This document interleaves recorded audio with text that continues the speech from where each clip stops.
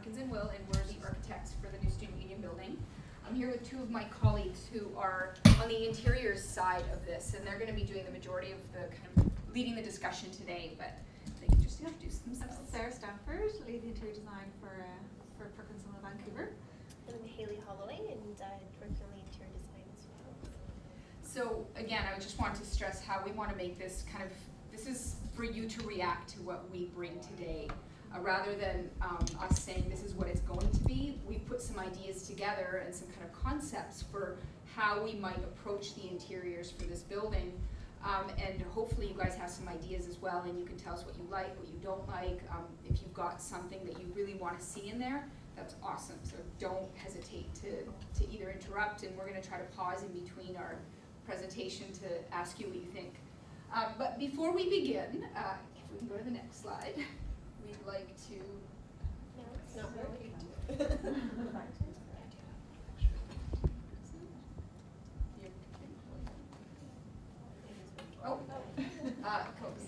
Next slide. We're just going to do a really quick condensed version of this of the benchmark statement, because I'm sure many of you have seen it a million times. So I just summarized all four kind of bullet points, just for those who weren't part of this process. Last year, we worked with students to develop a benchmark statement for the building that kind of summarizes the it's the key priorities for the building, and it's going to be a measuring stick as we move forward through the design, and kind of as we make decisions, we can test them against this. I've kind of condensed three of those four priorities that we developed. The first one is student focus. And really that's making sure that this is a student-oriented building. Students occupy this building, students control what happens in the building. The next is sense of community, and I thought that was actually quite relevant to what we're going to be talking about today. Not that it's irrelevant on the exterior as well, but I think that some of the things in here really do touch on how you feel in the building. Promoting a sense of community and a place to be inspired, creative, and collaborative. Be comfortable, inviting, fun, and welcoming.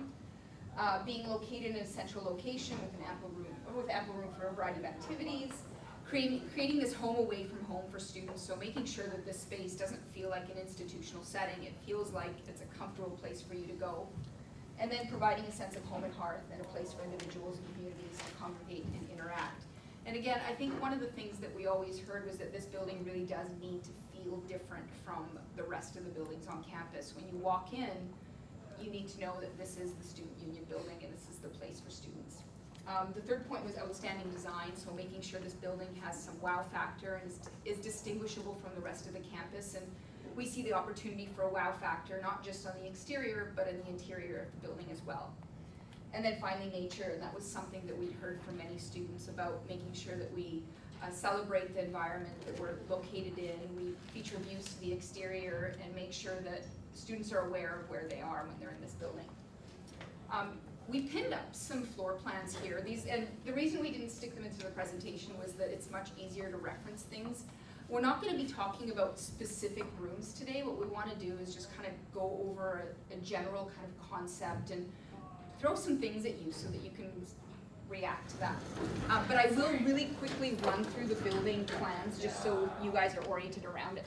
Starting on, the building is a 5-story building. The lowest floor, which is one level below where we are right now. And what we've got located on this floor are some of the student organizations. There's 5 of those areas here, and those are things like Women's Center and out on campus. There's also a respite area, a respite room down here. There's a workshop that'll have some machinery to be able to do some woodworking, carpentry type of stuff, and then there's a lounge here as well, and the copy center, which will be more kind of high volume copying. And one of the things that we wanted to make sure in the building was that we always had a clear sense of circulation. So there's a lot of open space in these corridors that run north-south and east-west. There is an entrance to the building on the bottom floor from the south side, which is coming up, I think it's South Science Road coming up there. And so there will be an entrance here that accesses the building, and there's a big open lounge right next to it. Moving up to the next level, we're now on this floor, which is at the same level as the Maggie Benson. We've got a big dining area that's an extension of the food court in the Maggie Benson Center. So this will all be kind of open to each other, feel like one big space. And then next to that is a big active lounge. So we're seeing that in the food court as being kind of one and the same. It'll have different furniture arrangements. One might have more tables and chairs and the other one more soft seating. But the idea is it's a big open space that's open to each other. And then across from that, we've got some spaces like an online gaming room, a dance studio next to that, and then perhaps some meeting spaces. These green areas are actually bookable meeting rooms for groups. And then a couple of more student organization spaces here on the north side. And again, that clarity of the circulation so that the building feels as open as possible. And there's a lot of interconnection between the different spaces. Did you have a question, or are you just fanning? No, just So moving up to the third floor, which is actually our main entrance off of Combo Mall. It matches the level of Combo Mall. So this being Freedom Square up here, Combo Mall over here. Coming into the building, our main entrance is right there. When you come into the building, on your left side will be a cafe. So that may be something that's run by the Student Society, or it might be a leased space. But it helps to activate that corner of an outdoor plaza that surrounds the building. So we're actually enclosing that road that's here, basically extending Freedom Square all the way to the face of this building. On your right-hand side, as you come into the entrance, there'll be a cabaret lounge. So this is a space that could have some events in the evening, karaoke night, some kind of live music, small venue type of space. And in the daytime, when it's not being used for that, it could just be a casual, active lounge space to welcome students into the building. And what we hope to do is create kind of an indoor-outdoor space there so that when there is something going on during the day, let's say there's a barbecue happening out here, it can filter into that indoor lounge.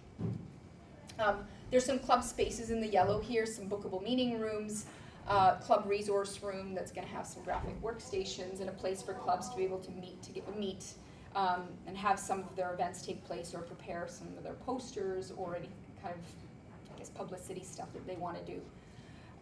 And then on the south side of this east-west corridor is the SFSS office suite. So that's the admin suite where you've got the executive director and the finance people, and so they're located over here. And then one of the things that we really wanted to do was to create this connection between the building, and so there's a big lounge that runs through, and so this is all kind of open space again to the corridor, open to below and then open to the above. Moving to the next floor, which is at the level of the 3,000 level South Science corridor. So all the lecture theaters that are located here. This is at that entrance, and so to get into the building, you come in across a pedestrian bridge that will be covered for rain protection. You come into the building, again, that east-west corridor that's in the same spot helps to provide that wayfinding, and then there's visibility into this open space on both sides of the corridor. We have the blue areas, or the bluish purple, are all lounge spaces, and then the green are little bookable meeting rooms for 4 to 6 students, so similar to what's in the library right now. And then the SFSS Board of Directors suite is back here as well. There will also be an entrance to the pub from this, so basically you could come from the science, move through the Student Union building and onto the patio of the pub. And then finally on the top floor, I know this is hard to see, we've got a large multi-purpose room. It's about 4,000 square feet. And that can hold lots of different kinds of events, from whether or not maybe a student organization has a larger event, or somebody has, a departmental student union has a small graduation ceremony or event happening there. That could take place here, as well as some sort of career fair or clubs days, a smaller event as well. And then there's blue area around it, has some lounge functions, so there'll be opportunities to go up there, more of a quieter space that you could study if you want to get away from, say, the dining, the noise of the dining area. And then the rest of this area is more kind of support functions. So just to give an overview of the building, I'm gonna now, and one more slide. This is, everybody's already seen this, so this is a slide of the front entrance of the building from Freedom Square. And so the idea being this kind of, this box, this wood box that's floating up high, and you can see it from everywhere. And then below that, the walkway almost acts like a little veil in front of the building, and as you walk under the walkway, it becomes revealed of what the building is, and there's a beautiful double height wall space that you can see that cabaret lounge. And this is this top box is the area where we're gonna have that multi-purpose room, so it's an extra high space inside. Any So not questions so far? Take any more, yeah. Yeah. What was the solution that was decided for how to get wheelchairs into the pub entrance along that walkway, you think? It will be accessible. Cause, okay, cool, cause when we had the meeting for the disability Yeah. advisory committee, we were told that it would be really hard because of the height difference. No, there'll be a ramp, like it'll be a sloped walkway, but Cool. we will have an accessible entrance there. Cool, thanks. Okay, do you want to go? Alright, so let's jump into the interior. I don't maybe I'll stand so you can. So we're gonna move into the interior of the building and gonna sort of present an overall scheme and then go into some of the smaller sort of niche areas that we are focusing on. So these are the benchmark statements that were developed from the architectural design, and we really wanted to use these as drivers for the interior space. And taking with it key elements that will influence materials, daylighting, furniture, and the look and feel of each space. So we focused primarily on community at the beginning to look at how the current student body are connecting with each other, sharing ideas, sharing knowledge, and what we came to was that right now you have great online presence. So students are using the Facebook page, Twitter, to share knowledge and ideas, and really get the word out there about different events that are happening, activities and ongoing events that are occurring throughout the campus. So we wanted to create an environment on the interior that would really enhance this and allow students to personalize spaces, to come together, collaborate, share ideas, share resources, and integrate that digital technology into the interior environment. So if there was to be a title or a theme for what this concept is, it's connectivity. I was thinking of both the virtual connectivity that already exists for students, but then the physical connectivity that we want to create in the space, and how we start building that physical community where people can be together and share ideas. So one of the exercises we always do is do a little bit of a word drop to kind of think about what we associate with when we think of connectivity in that context. And for us, it was excitement, community, adaptability, buzz, color, bold, graphic, and typology. I think are things that relate to the online community, but can be transferred really nicely into the physical manifestation of it. And then the image and adaptability again. So that's what we thought about when we thought of connectivity. I'm sure you guys could think of 100 other words that we could add to that, but these started to be the drivers of what might move this forward. So if we click onto the next slide, this is essentially a snapshot of where we started off and what we thought that environment might manifest into. So something quite colourful, it's fun, it's playful, it has a great use of typology for signage and for wayfinding and branding the building, and something that feels entirely unique to SFU and unique to the students of SFU. So you want to jump right in? So we'll look at a couple of key spaces we're focusing on, one of them being lounge spaces. So just a place to go and get away from your classes, hang out with friends. This could be a collaborative environment. It'll be something that's comfortable. So environments that are flexible and can be reconfigured, sort of bringing in that kind of home away from home feeling. But also environments that may be more fixed configuration but offer different types of seating, somewhere you can maybe lie down, put your feet up, read a book, also have an informal meeting perhaps with a group of friends, and really bringing in some color and play to these spaces and really creating a unique environment on campus that you can sort of retreat from. Do you see yourselves using Yeah. that kind of scenario on the left-hand side that would appeal to the students? Do you see something that's a little more flexible and you would like to configure it into your own type of seating? We've heard a lot about flexibility and kind of, for those that can't quite see this, let's just to quickly describe what we're looking at here. This is kind of a play on the idea of that cascading lounge that we have, where, integrating some furniture, and it's almost kind of to a degree built in, where we play on the idea of these layers of seating that might happen in some of the areas around the building and that are within the lounges. And that kind of helps with from what we understand, there's a lot of theft of furniture on campus. And so if we can try to not necessarily make it all millwork where it's fully built in, but trying to figure out ways that it's integrated with the building a little bit so that it doesn't feel like your chair is bolted to the floor. Yeah. But it still offers that flexibility, Yeah. because seating a scenario like this, I think offers you the chance to sit alone and be on your laptop or reading a book, but then a group of people can be together, so, people have choice and control over how they use that sort of environment. And then the space on the right is a little bit more obvious. It's typically furniture, and then there's, some modular furniture, which can be reconfigured in different ways. And the space on the right is an ideal study space, where you have a desk and it's a little bit more formalized, you can collaborate with your Still has some students. soft. Yeah. Would it be more accessible though, because like that picture on the right, there's no way you could get in there in a wheelchair?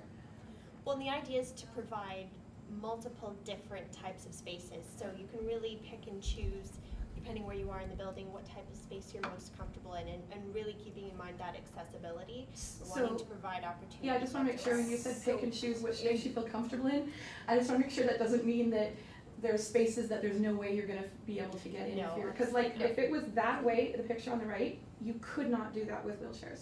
No, and there would be some sort of environment There would be within relief that within would those be spaces. Okay, and cool. Yeah. These may not be fixed. These could be So you could movable. move one and maybe out. Okay, do that's what I something. thought they'd be Yeah. movable. I just want to point out who's going to move them. Like you need to have gaps. Like right now, you can't get a wheelchair between those half circle chairs, right? Yeah, and Yeah. this isn't Yeah. a design. This is Okay. just kind of throwing out some That's why I ideas. just want to make sure people also, I'm sorry I was late because I was supposed to bring this up at the very beginning. We came up with a compromise in our student advisory committee meeting. The cascading lounge needs a lip and a rail each floor level, all along it. It's good for safety. But Yeah, we came up safety with is a compromise definitely something yeah. we're gonna be looking at. The compromise was we were supposed to let you know every floor, so that then you still have the little thingy in between, but at each floor level, it's safe, and that way if anybody falls, they only fall one floor, hit a rail, Yeah. and the lips so that their crutches and stuff don't go off the. Safety and accessibility, the whole project will be looked at through that particular lens, and we absolutely value that input. Yeah. Cool, thanks. So another key area in this building will be dining, and this isn't necessarily just a place that will be utilized at lunch hour when you're heating up your lunches, but something you can use all day long as perhaps a study space, an informal meeting area, and key drivers, it's got to be adaptable, accessible, fun, using daylight is going to be really important in this space, and bringing in some of that natural environment through the finishes. You can see the wood being used over on the left, and really playing with that punch of color and creating different environments. So not everyone's going to want to sit at a table. Perhaps there's some soft seating, lounge chairs, maybe it's a high table. You can perch your laptop on it while you have a cup of coffee, just creating these different environments. There's nothing worse than a dining hall where it's just a sea of tables, Yeah. right? Nobody wants to see that. Quiet spaces are obviously going to be important, particularly during exam time, but we're not seeing this just as enclosed meeting rooms. There have to be opportunities throughout the building where you can just quickly perch down, open up your notes, take a private call, and so we wanted to look at creating these unique opportunities throughout the building where perhaps they're just carved out of a wall, just here, and you can pop in and read a book, or just quiet, sort of softer seating areas throughout the building that are separated from the lounge area, so you're not getting all the buzz and excitement of some of the bigger collaborative environments. I think one of the benefits of something like this is also that you can enjoy the benefits of the larger space while still feeling like you're in a more intimate environment. Yeah, because when we think about the different personality types, Not not everyone feels wants to be in the heat of it comfortable all the time. Some people like to just kind of remove themselves and maybe just people watch or be okay to be on their own for a while, and that gives you the opportunity to do that. And then the other really important driver in this space is the community environments, the collaborative environments where you go as a group of people. Maybe you're having study sessions, you're brainstorming, or you're just lounging around between classes. And we wanted to really bring in that idea of the digital environment as well. So creating opportunities for you to, I don't know, write on the walls or connect with some sort of digital media that's embedded in some of the furniture and some of the architecture, really allowing you to personalize the space. So informal meeting areas where you can leave notes, draw maps, pictures, and bringing in that punch of color that's going to really make the space your own, branded, create unique environments. We love that idea of how currently at the moment an idea on one of your websites can kind of cause a seed to start growing and everyone starts to contribute to it and it really starts to build. And why not use the actual building to be the forum to host this and to really get students to interact with it? And this building, depending on how they personalize some of these spaces, could look quite different from year to year, from semester to semester, depending on what the interest is at the time or what the campaigns are that are going on. So I think it's really interesting. And also to add to Hayley's point, I think these spaces aren't just the collaboration spaces, but they're also all of the circulation shared spaces are all part of your community spaces where you're going to be passing through and hanging out. So it's a great opportunity to reinforce that visual catalogue of spaces and really create the intrigue about what's going on behind each of these doors and what's happening in all these areas.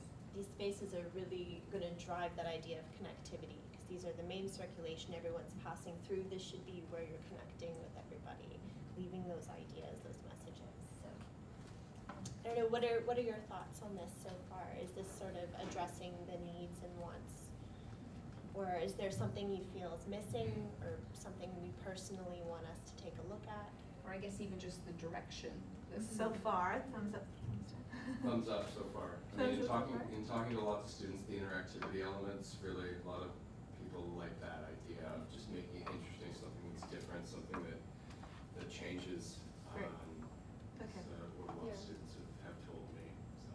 I like the idea of it being flexible, like day to day or board to board, but also within a decade or 2 decades, that it not be, it can still be changed in a way that still feels you're not in a dated building. I know that might happen to any building, but I really like the idea of it being like adaptable. Okay. Yeah. I love the ability to write on the walls. You love that? Yeah. That's neat. We're studying And that could with be the done in group. technology And too. I honestly, I would like to see that even put in study rooms if it's at all possible, because that's such a, I know that like, that's how I study, is writing all on the board. Yeah, and post-its everywhere. Yeah, so that's a really cool idea. Yeah. Great. And coming off of that, how do you maintain that space when people are writing all over the walls?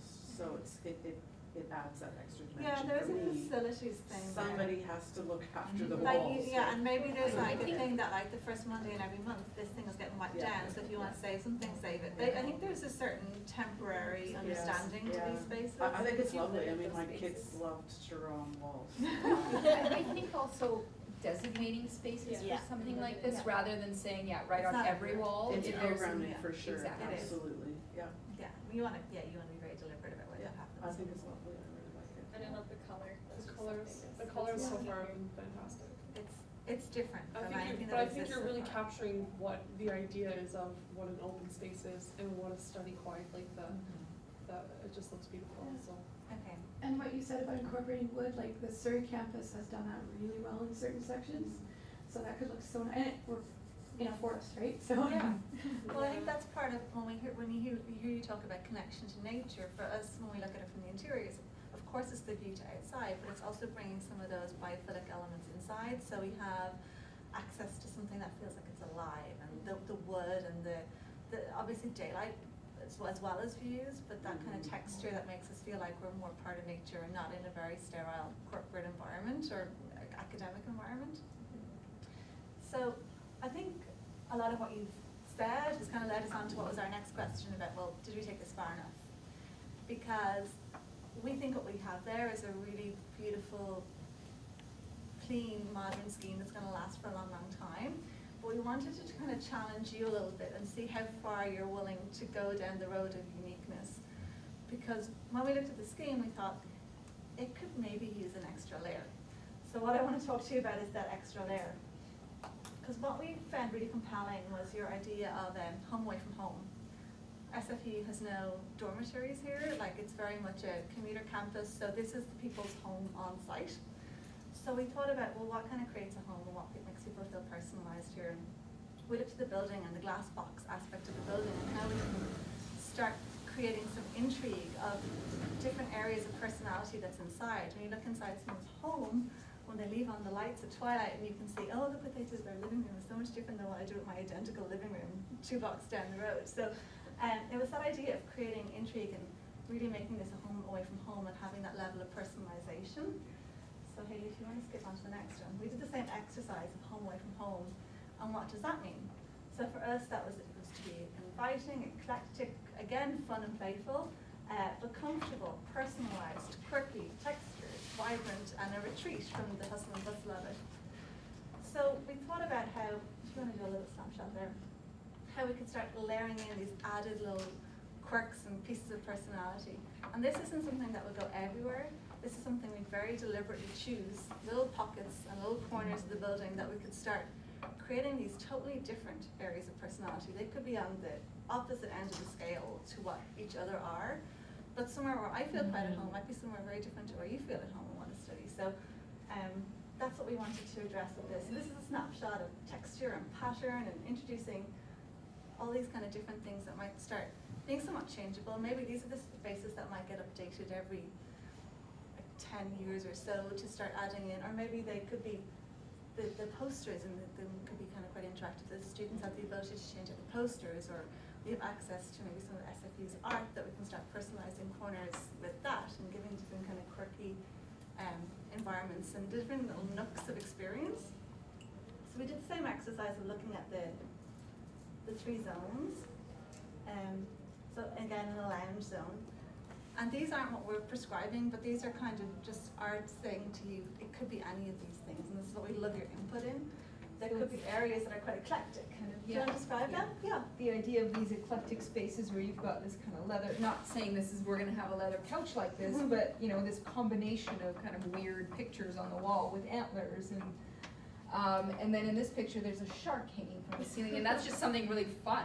But it's actually apparently a law office. Yeah, and so there's opportunities for some fun in the building, I guess, is what we want to take it to. And a total element of surprise. I mean, I think you could be traveling through that building and then see this corner that, oh, and there's a shark, and why not, right? It's just that bit of fun and personality that might start reflecting the individuals or the students. But it could also be art, you know, if there's some amazing piece of sculpture that a student does, and maybe there's an art class that, you know, every year that something gets changed. And an installation. An installation gets Yeah. changed. And these could really be areas that the different groups within the student service start to sort of take over and personalize.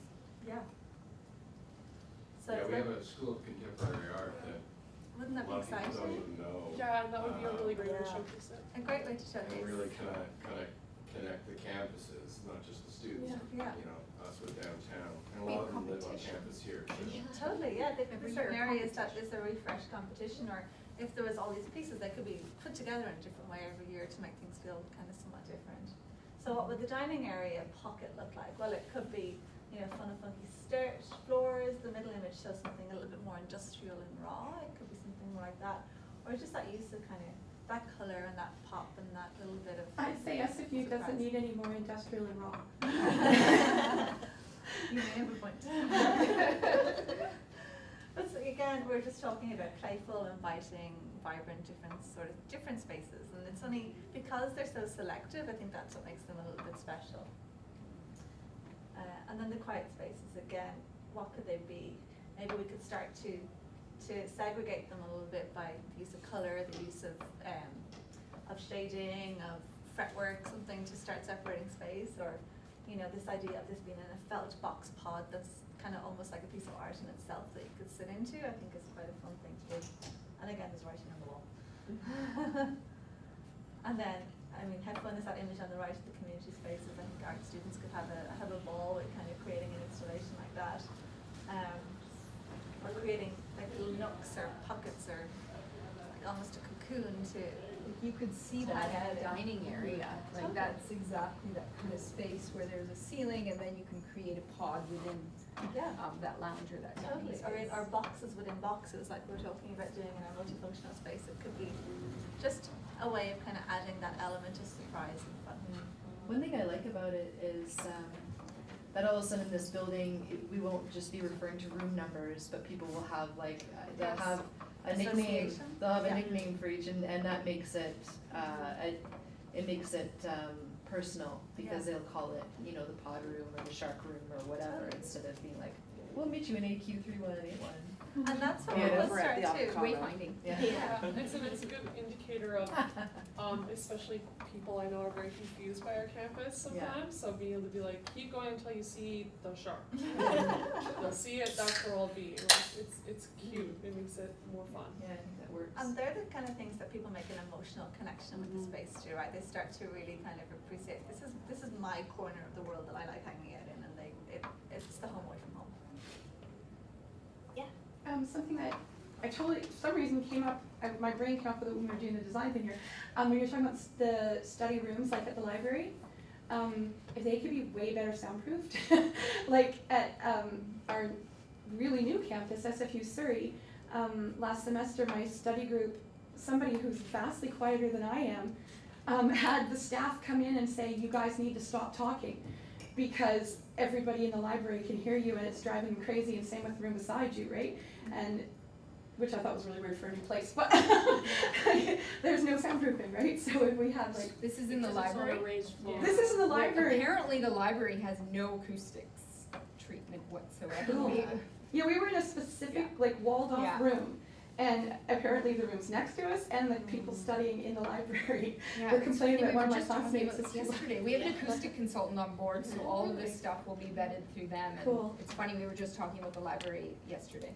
I was thinking it's weird because you'd think the doors there are as thick as this, but these work way better in. Well, it kind of depends what's happening in the ceiling. Yeah, right? if The the noise walls is don't either go going all the way over or up, going those kinds under. of things. Yeah, Gotcha. so acoustics are definitely an important thing that we're addressing with the spaces. So. I would certainly think so if you're talking about a mechanical or an engineering room next door to a respite room. There is no mechanical room. Well, you said The workroom. workshop. The workshop. Oh, yeah, so we're looking, actually, one thing, we're looking at possibly moving the respite room over here and switching these two rooms, just to address that. Cool. So, did we That go would be too a little- far, or are we feeling good about Well, this? you can deal with it, it's just more expensive to, Yeah. rather than just moving the room. Did we go too far? Are we Like, feeling what are positive your about thoughts? that? What are you I like the reacting to? personality, and I like that it's different, and most of the people that do attend school here are younger, in their 20s, and I think what's great is this is appealing to our older people as well, and it's nice to see that both are being in consideration. Not that any of you are all because you're all so young. Majority of students are not that young at this university if you look at our stats. Well, I think that most of them that are coming in are, you know, you're here because you're a bright person that wants an education, and it's appealing to that. Yeah. That's I cool. like the idea of it being corners and not the whole building to be something crazy, and I'm sure you've also And it's not Grace and Mint. picked something. Yeah. Yeah. I think that's the only way it works, otherwise Yeah. it would be just overwhelming. yeah. Yeah. I think I like the idea of it being SFU-like, so having like SFU artwork, something like that. I think that'll really accentuate like the community aspect of it. That's nice. Well, and I think the nice thing about the, I guess, the quirky elements are those opportunities where students can personalize it, rather than us saying, well, it's gonna be a shark. You guys are gonna be able to Yeah. say that's what it is, and we'll provide the infrastructure within the building to be able to put that, whatever it is, up there. Mhm. I'm just worried that have like a little bit of more traditional study space. Like I'm not traditional in the sense that it's it's got to be like a boring desk or anything, but sometimes just to keep that in mind, that some people maybe I want to study there, so I want space where I can actually like properly sit and not all weird. 'Cause sometimes Yeah. sometimes with these projects you get like this really beautiful furniture that's amazing to look at, but it's just not. Functional. It's I not would functional. say that our goal would be to make all the furniture functional. So Okay. it's not gonna be kind of crazy funky things that have no kind of Yeah, consideration. you're not comfortable and no. Yeah. And there will Yeah. be study areas just with big tables Yeah. or small areas people plug laptops Tons and in. tons and tons of plugs. Yeah, absolutely. Yeah, AV. The joy is we have a huge space, so we have the opportunity to have ample desk study space, ample lounge study space, and probably a little bit of the in-between on things. Okay, yeah, I just cause like, I'm like, cause we were talking about like the fixed seating and that I think it was like way back when, like it's more of a study space and like as a very small person, almost always can't study in those spaces because there's this much space between me and the table. So Yeah. that's why I was more worried about more traditional, maybe like movable chairs, Yeah. desks. Yeah, absolutely. Okay, that's a good point. Yeah, the fixed ratio is a difficult one to get Yeah. right because it doesn't suit everyone's Mhm. ergonomics, right? Did you have a question? Yeah, one of the, I don't know if this is the right time to, I guess, put it on the table. Do it. One of the cool things about York University is that they have smart televisions in their student union buildings.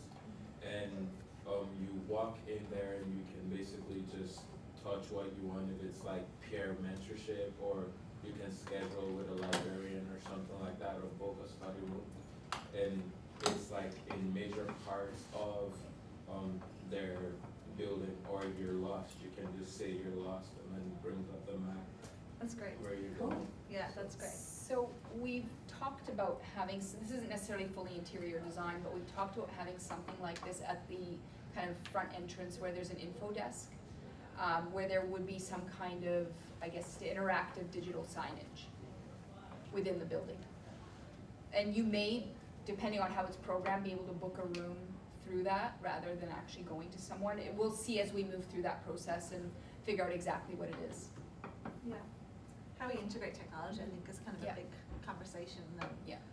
especially how far we want to take it, and we don't want to date ourselves by being in a technology box that's something very current. Yeah, yeah, so you wanna make sure that you have vastly more electrical capacity than we need now, because who knows what kind of computers, right, in 10 Well, years. hopefully they'll start using more. More batteries. Hopefully they'll do, but, you know, I was thinking More like at school, like one of my friends, his biggest complaint here is that because of when the university was built, there's nowhere, when he's studying, he has nowhere to plug in his laptop, Yeah. right? So Yes, I'm doing that. thinking, obviously they built that, they wouldn't have thought of that because it didn't exist, right? Yeah. Just a side note as well, we're looking into the possibility of developing an app for the SFSS. And so it would really be handy if we could potentially get a list of things that you guys would want us to inquire about the developers. If there's a way to integrate those software, cause maybe the architectural software that will be working with you guys is completely different. And so if we could integrate them, and so they're just able to, like some schools, put their phone in and then information is sent and stuff like that. But it'd be cool to potentially be able to take questions and ask on that developer side, rather than launching something and then you realize that they're all not functional pieces. Yeah, I just wanted to add, I think all that stuff about the wall space is good, but I think some blank wall space would also be useful, because a lot of times what we do is we'll enter a lounge space with a projector and a computer and put something on the wall Yeah. ourselves. And so having some blank spaces may give us more, like maybe more flexibility just. Absolutely. Yeah. And you could lean too. Get a wall lean. Perhaps blank space could be just like whiteboard. That's true, they could be both, right? I think in a lot of these kind of group study rooms, they will have that kind of, they'll be a little bit more subdued. Yeah. We can look at different expression of maybe the color in the room, the floor is different or something like that, but they'll be more kind of utilitarian. We're not necessarily looking at this being, you know, thrown in over the entire building. Yeah. Just get back to the next slide. Yeah. So we can take a look at the materials and sort of end the discussion here. So the first four were the architectural base materials that were presented, so looking at using metal, concrete, glass, and wood. And we've taken that along with sort of a base palette, just four sort of primary colors, and really developed it into something that adds that extra layer. So it's not necessarily the whole space, but looking at different areas that we can use. So we've got things like felt and different acoustical treatments, some rubber for the floors, wood, which could be used in the ceilings, on the walls, the millwork, furniture. And we've got some physical samples here, which you're welcome to come take a look at. It's not necessarily what we're going to be using, but it gives an idea of some of that playfulness, so the different textures, color, so you're welcome to just touch and feel everything, and give us feedback sort of on what you like. and the different colors, textures, materials we're looking at using. I'd say a big concern, because I've been going to SFU on and off for a really long time, so I've seen the new buildings all be built, is I could tell you when they were built based on the flooring and some of the walls, so it would be cool if we had stuff that wasn't so easily dateable. Yep. Yeah. So that you can walk in and go, hello, that was built in the 90s, because it has, you know. Yeah, absolutely. Looking at using a more neutral palette for the The base overall. and finishes. So you're not gonna have like a crazy red carpet in all the corridors, because you're right, you're gonna date yourself in And a year even. hopefully you'll all come closer and take a little look and play at these samples, and they are a colourful bunch of samples, but they're pops of colour, right?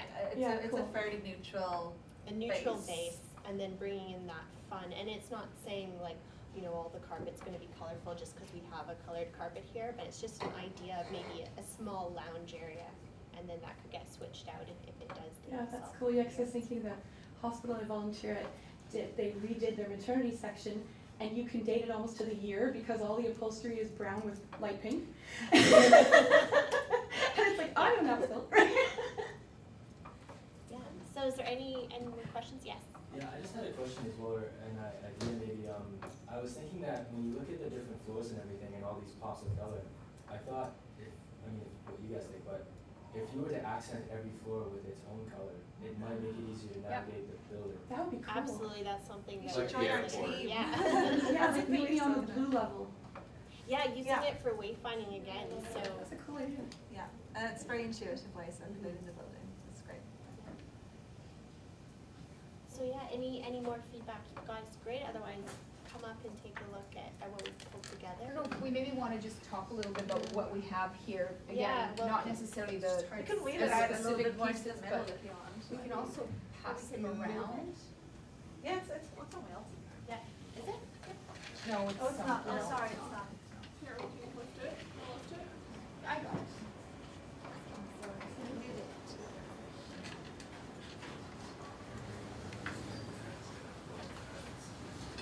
I don't know if you wanna just maybe, Yeah. so have to describe what it is here, but not necessarily that this Mhm. will be the piece that we're using. So yeah, this is not necessarily what we're gonna be using, but rubber, which is great for the flooring, because carpet does wear, and the concrete, as we all know, it's got poor acoustics, so rubber will help with that, and it's really nice and soft to walk on. And is it dense enough so you can wheelchair over it easily? Oh, very easy, yeah, and it's also very sustainable, so that's a huge There's a lot of driver for our recycled. materials, everything with recycled content. So looking at some back painted glass, which adds that pop of color, it's also great for a writable surface, so using it, wall applications even. And then as you got here, sort of a glazing system for some of the walls and doors, so playing with that transparency through the space as well as back painting it so you get some solid. We've got some upholstery here. So looking just at different ways to add in some color and texture. You get some pattern as well. This could be on furniture, obviously, but also looking, you could bolster some wall panels, which helps with the acoustics in small meeting areas and quiet spaces. Some of the felts, which we've also got here, are great either suspended from the ceiling or on the walls, or those small sort of quiet areas that we were showing are all applied in felt. They can really dampen the acoustics in a Yeah. large environment like the dining hall. They can really help Yeah. stop the noise bouncing around quite so much. And it brings in some play with some color and pattern as Cool. well. Polished concrete, which is one of the base building materials, and using wood throughout the space, so really warming it up and adding that layer of the natural materials.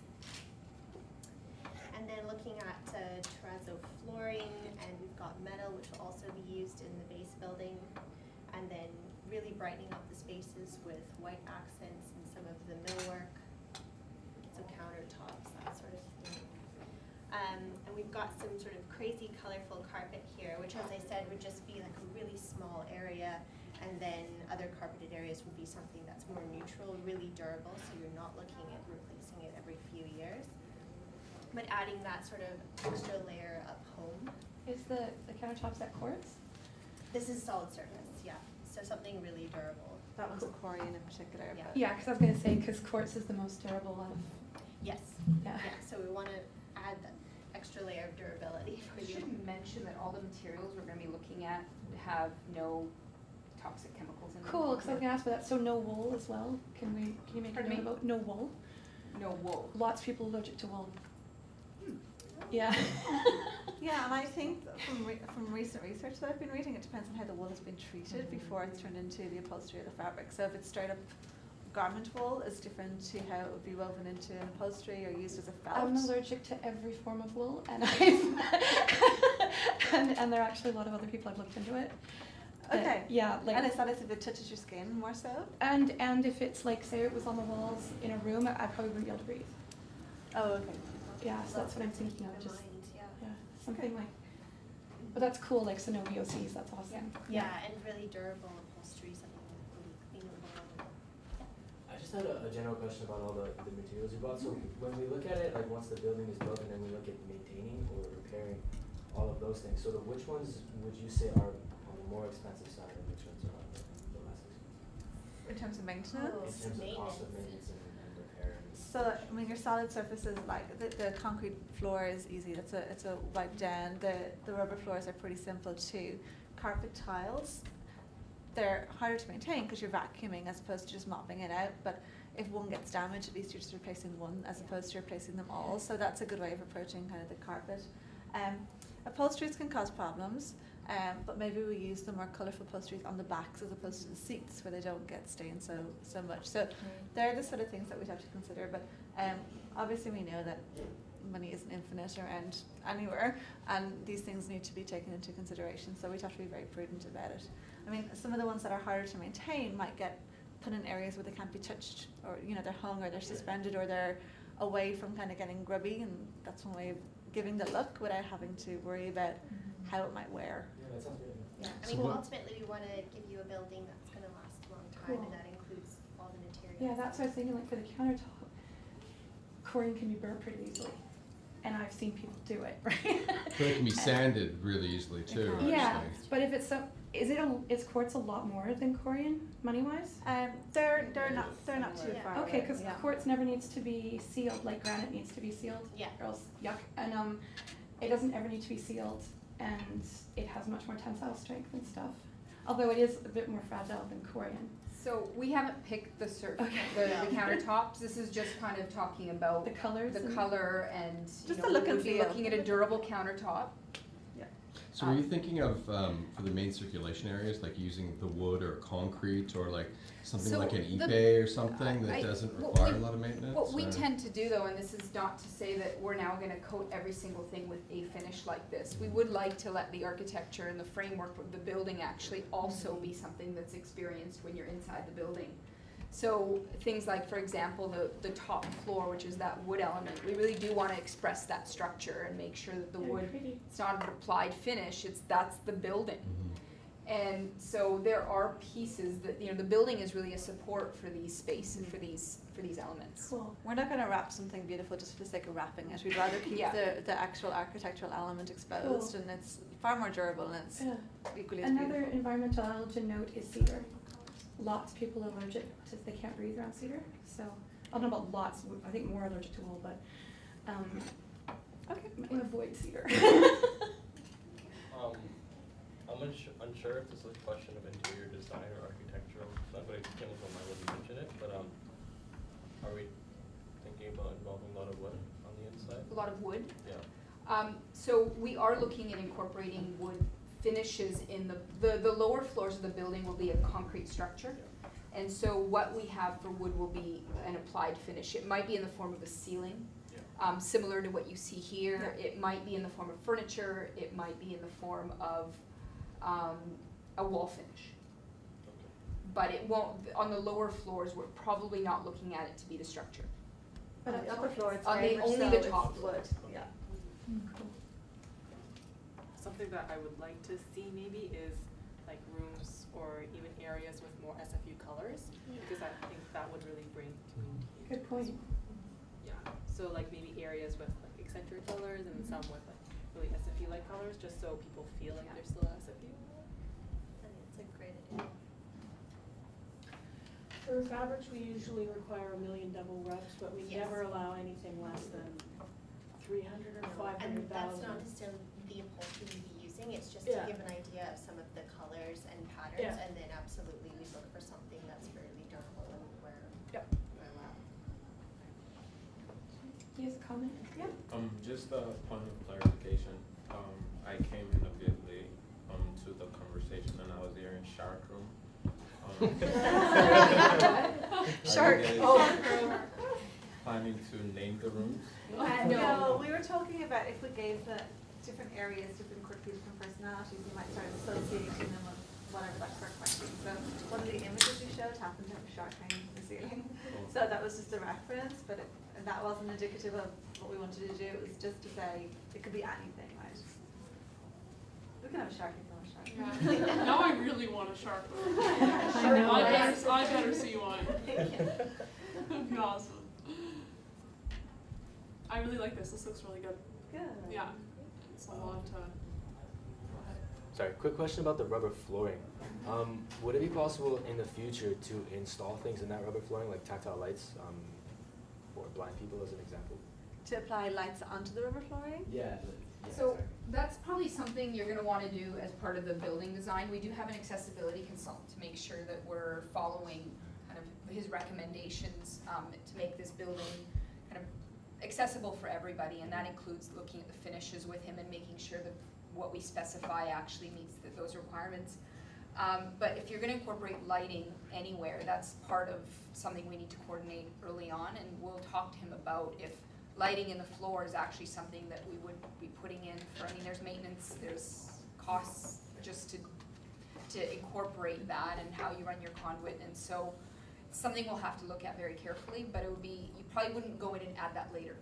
Okay. Just a follow-up question on the rubber. Have you guys ever made rubber walls or like something like that? Rubber walls? Yeah. Like applied it to a wall? Yeah. No, but there's no reason you couldn't. No, there's I mean, absolutely you no reason could, you couldn't. I don't think I've That ever. would be, I mean, it's been done, like In the whole the- idea of marmoleum wrapped Yeah, up in wall the- has been done quite In often. the but theater, they put hardwood flooring on the wall. There's no reason why you They used to do that at Riverview. It's, Apparently. Yeah, or padding. Yeah. Yeah, we could have a padded cell. Yes. That's the That's why they call it the Riverview. Oh, okay. Any other questions, comments, concerns? Anything we've missed that you really feel strongly about, want to see in the building? Want us to consider? I think the SFU colors is a really good point. Yes, I do too. Okay. And that's the only, even I was just saying that's the only thing I think that missed out that we would really like to see. Okay. Just bring it back to SFU a little bit. I think it's a real good start, and I'll sort of put some of the stuff that you said here out to the students via the social media, and we'll get some feedback and some discussion and see what they think. Great. That's great. We I really. think it's really good. I'm sorry, I know I asked a lot. Another quick question. My question was about doorways and sort of into space and out of spaces. What have you guys been looking at that? Like, like doors like this or automatics? Or? Well, the interior doors won't be automatic, so all the interior doors will be standard kind of Swing. Except swing for the doors. Like this? No, this is a No. sliding door. Oh, okay. Be like that. Yes, a normal door that you might have into a room. Where we have a solid door, it'll probably be wood. Where we have, or we'll have a glass door depending. We haven't really determined exactly what every door type is. But for the most part, I would say the interior doors will be wood swing doors. We will have some automated doors on the exterior for accessible entrances. And the bathrooms. The bathrooms have no Bathrooms, doors. there's no doors. Oh, that's right, I forgot. They're I'm all thinking kind of back a couple airport designs. style Yeah. entry. And there will be a sliding exterior door on the level 11 bridge. Right now it's still showing as a swing door, but that's just a modeling thing. The gender neutral bathroom's not gonna have it?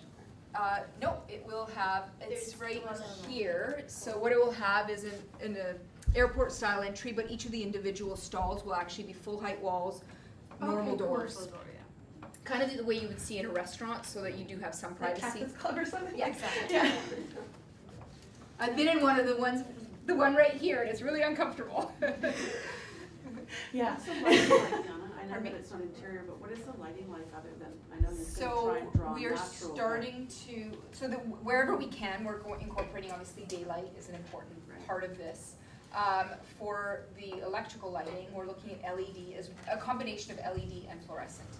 I know at one point we talked about all LEDs, but cost will play a factor in this. And one of the things we're really struggling with is when the LED fixture in 12 years, say, needs to be replaced, you have to replace the whole fixture.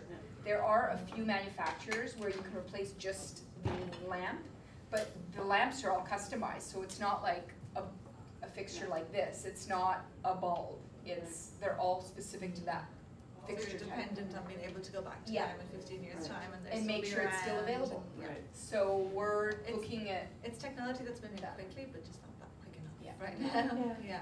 but I would say that where we have fluorescent fixtures in the building, you know, the technology has improved. There isn't that flicker that people tend to associate with fluorescent lighting. And Or the hopefully we buzz that you can hear minimize and it. hear. Pardon me? Or the buzz that you can hear and hear. Yeah, that's, And who knows, right? Like, I'm thinking, if some of your fluorescents are compact, in the future, it's quite possible that there'd be LED replacements of them, just like compacts Yeah. have replaced the Yeah. incandescent, right? That's true. Yeah, they're on the way. any other questions? About the art, I think it's really great to have student art in there. And there's also a design program at the Surrey campus that, as well as the contemporary program, that could be involved in that because, you know, graphic arts and everything. Yeah, perfect. The other thing I thought was maybe, I don't know, keep in consideration, you guys aren't making decisions anytime soon, is that incorporating indigenous art in there. Because the indigenous student body every year is increasing and getting like larger and larger. And so maybe to incorporate that somehow, either through. We've had conversations. Oh, We've okay. started the conversation. Okay, that's good. So, Yeah, I just wanted to like, That's great. in case Yeah. anybody That's good. hadn't thought of it, yeah. Yeah, I think it's important that this building is a really good reflection of the whole community, right? So we need to be as inclusive and to bring all those things to the table early to make sure that we capture everything. Yeah, I think it looks really great. I mean, I like it. It reminds me a lot of some other places I've been to. I don't know why, I keep thinking of Seattle Library and like the green like wayfinding and. Oh, yeah. The big Yeah, green yeah, escalator. yeah, and The whole red floor. I love that, so I was like, I love the colored wayfinding and stuff, I think it's really cool. Great, So I well, think that was it's. it then. All we had left was to say thank you. Well, thank you guys. Thank you so much. Thank you.